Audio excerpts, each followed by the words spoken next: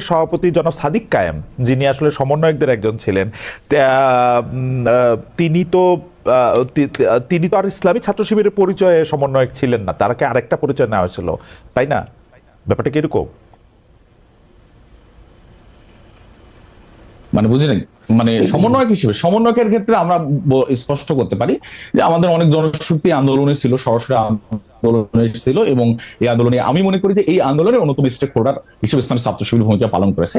সে হিসেবে অনেকেই দায়িত্ব পালন করেছেন। এক্ষেত্রে ঢাকা বিশ্ববিদ্যালয়ের সভাপতি সমন্বয়কের দায়িত্ব ছিল, সমন্বয়ক হিসেবে দায়িত্ব পালন করেছেন। এখন উনি সমন্বয়কের দায়িত্ব নাই, কাজে এরকম ঘটনা বা দুই চারজন এরকম সমন্বয়ক ইসলামী ছাত্র শিবিরে থাকতে পারে, এবং এটা মানে অনেক ক্যাম্পাসে এটা পরিষ্কার হয়ে গেছে যে কারা ছিল। এরকম কিছু কিছু ক্যাম্পাসে আমাদের যারা ছিল তারা স্পষ্ট করেছেন যে আমি সমন্বয়ক ছিলাম। ঠিক আছে, সমন্বয়ক হওয়াটা যদি এই আন্দোলনে জি জি জি সমন্বয়ক হওয়াটাই আন্দোলনের জন্য আমি মনে করি যে মানে অপরাধের কোনো কিছু না। সমন্বয়ক হয়েছেন মঞ্জুর ইসলাম ভাই, অ্যাবসলিউটলি এটা অপরাধের সাথে সম্পৃক্ত না। আমি বলতে চাইছিলাম যে তিনি তার পরিচয় গোপন করে অন্য একটা রাজনীতি করছেন কিনা, ছাত্র শিবিরের পরিচয় গোপন করে ছাত্র লীগ করতেন কিনা। বাংলাদেশে আমরা শুনছি ডিবেটের সোসাইটি দূরে থাক, ওই হলগুলির দারোয়ান হইতে হইলেও ছাত্রলীগ করতে হয়েছে এদের।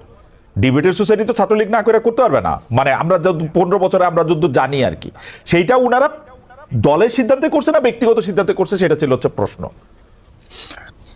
না, এখানে আপনি যেটা প্রশ্ন করেছেন কোনোটাই ঠিক না আর কি। দলেরও সিদ্ধান্ত ছিল না, তার ব্যক্তিগত সিদ্ধান্ত ছিল না, তাই ছাত্রলীগের সাথে সম্পৃক্তও ছিল না। ছাত্রলীগের সাথে সম্পৃক্ত থাকার নৈতিকভাবে ছাত্র শিবিরের কোনো জনশক্তির অধিকার নেই, কারণ এটা সাংবিধানিকভাবে স্বীকৃত। অন্য কোনো দল বা সংগঠনের সাথে সম্পৃক্ত থাকতে পারবে না। এক্ষেত্রে প্রশ্নই আসে না একজন বিশ্ববিদ্যালয়ের শাখার সেক্রেটারি কিভাবে অন্য একটা দলের সে কমিটিতে থাকেন বা অন্য দলের সাথে সম্পৃক্ত থাকেন। ঠিক আছে, আপনি যে প্রসঙ্গটা শেষ করতে চাইছিলেন সেটা একটু শেষ করেন। আমি একটু দর্শকদের কাছে জানতে চাইছিলাম যে অন্তর্বর্তী সরকার শিক্ষা প্রতিষ্ঠানে স্বাভাবিক পরিবেশ ফেরাতে পেরেছে বলে মনে করেন কিনা।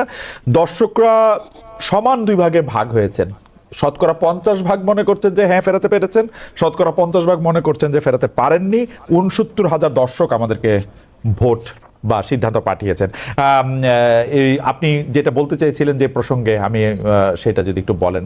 জনাব রিচার্ডের বলা কোনো প্রসঙ্গে আপনি রেসপন্ড করতে চেয়েছিলেন, জনাব মঞ্জুরুল ইসলাম। আচ্ছা, আমি যেটা বলতে চেয়েছিলাম সেটা হলো যে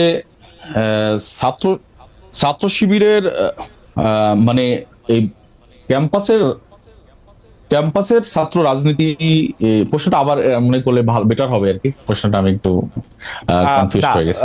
জনাব রিচার্ড যেটি আসলে বলতে চেয়েছেন সেটি আপনি রিচার্ড অনেকগুলি কথা বলেছেন, আপনি নিজের থেকে বলছিলেন যে একটা বিষয় আপনি রেসপন্ড করতে চান, মানে আমি বিষয়টা জানি না মানে কোন প্রসঙ্গে। জনাব রিচার্ড আসলে ক্যাম্পাসে রাজনীতি, লেজুর বৃত্তি, ছাত্র শিবিরের সাথে সম্পর্ক, সংগঠনের নানা বিষয়ে কথা বলেছেন। তাহলে আমরা আবার একটু রিচার্ড সাহেবের কাছে যাবো, আপনার যদি কোনো কিছু মনে হয়। যে আমি বুঝতে পারছি, যে আমি বুঝতে পারছি উনি অনেক কথাই বলছেন। 71-এর বিষয়ে আমি কথা বলেছি।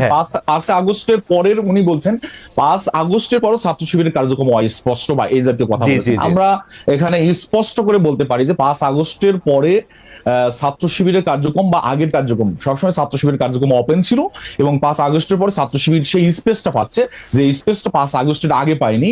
মিডিয়া থেকে শুরু করে সকল ক্ষেত্রে আমাদের সেই স্পেসটা এখন আমরা পাচ্ছি, যে মিডিয়া আমাদেরকে একটু সুযোগ দিচ্ছে, যেটা আগেও মিডিয়া আমাদেরকে এইভাবে কোনোদিন সুযোগ দেয় নাই। কাজে এই ধরনের যে অভিযোগগুলো আসছে যে আমাদের ছাত্র শিবিরের ব্যাপারে আমরা অস্পষ্ট, এই ব্যাপারটাকে ক্লিয়ার হতে চাচ্ছিলাম। ছাত্র শিবির সবসময় ওপেন ছিল, ওপেন ছাত্র রাজনীতি করেছে, এবং তাদের কার্যক্রমগুলা ধারাবাহিকভাবে আমরা যদি দেখি সোশ্যাল মিডিয়া, আমরা যেহেতু মিডিয়াতে সেই অ্যাক্সেস পাই নাই, সোশ্যাল মিডিয়ায় আমাদের সেই অ্যাক্টিভিটিস গুলা আমরা দেখানোর সুযোগটা পেয়েছি, এটা আর কি।